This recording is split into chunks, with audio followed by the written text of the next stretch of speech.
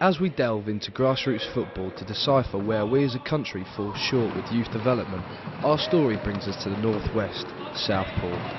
I think Dennis Moore once said that he was looking at it and he said in England we train and we do press-ups and sit-ups. He said in Brazil they practice and everything they do is with the ball, sit-ups with the ball, behind the head and with the feet doing the sit-up. Everything's with the ball, so it's like you feel comfortable. It's almost like you take it to bed and sleep with it.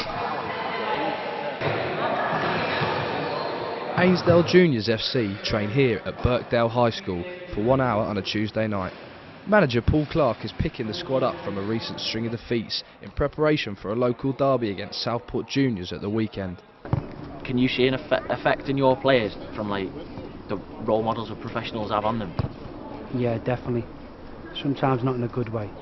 I think it's they put high expectations on themselves, on the way they play football. A majority will turn up in a pair of £120 boots and expect to play like they wear an £120 pair of boots. So yeah, sometimes it's hard to keep them on there because it's a mixture. If you can't be tough on them too much because they're kids. We want to find out how youth football team managers get the right blend of enjoyment for the boys whilst maintaining a winning attitude. Do you think it's better for you as a manager or a coach to take a relaxed approach, or do you think it's better to push them to try and get the best out of them? Mine comes down to each player. Pure and simple, my lad playing at the back there at the first half. He's been a bit shoulders down this season, put him in a different position, all of a sudden he's a different player.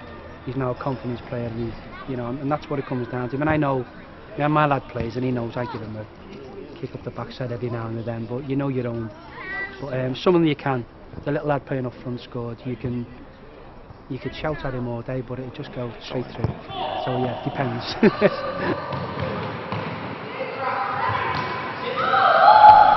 Can you see an effect on your players from role models and professional games? Definitely. I mean, a lot of them just try the trick. They see one of their best players, their favourite players, doing tricks, on a Saturday or whatever, and they try and replicate it in training on a match and stuff. And they just idolise professional footballers. At the end of the day, it's what they aspire to be, isn't it?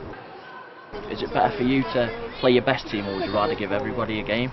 To be honest, I'm quite lucky. I don't have to. I can play them all and don't look too weak in some weeks, and it depends on the team you're playing. Match day arrives. Will the midweek training pay off as the boys attempt to bounce back from their recent poor form?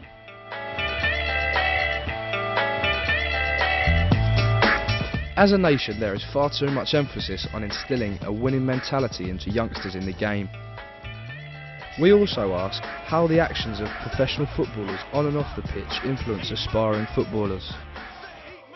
As a manager or coach yourself, do you think it's better to take a relaxed approach, or do you think that they should be pushed to? No, you've got to make the kids enjoy it first and foremost. It doesn't matter if they lose 10, 12-0, whatever. They've just got to enjoy it, and you keep a positive attitude and it'll rub off on the kids.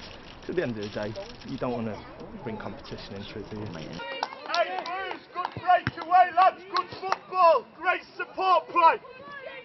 Joe, hey, Blues, have a look and I'm going to push him wider, give it to his feet out here. How do you feel professional footballers act as role models? I think obviously some professional footballers are role models for kids, and it's difficult because they do look up to them, but it's totally different, and it's a different world for professional footballers nowadays. Really, you've got them sort of multi-millionaires. Kids want to be that, but they're not all going to be that. And as long as you ground your kids and make sure that they know that some people are not going to make it, but just enjoy. Do you think there's enough money getting pumped into the game at the grassroots level? No, pure and simple, because I look at this area and this is supposed to be a good area, but there's still not a lot of facilities for the kids. I mean, we have to train now between 8 and 9 o'clock on a Tuesday night because we can't get anywhere, and I don't think that it shouldn't be like that, and I think maybe we're losing more kids because of it. After taking a closer look at the game at the grassroots level, it is clear that the main problem England has in producing young talent is that there is not enough money being pumped into the game. The influx of foreign players and investors, it seems, is decreasing the young English footballers' chances of breaking through into the professional game. The lack of top facilities and coaching up and down the country is possibly also the reason for the lack of success for the England national team over the past 43 years. say ho!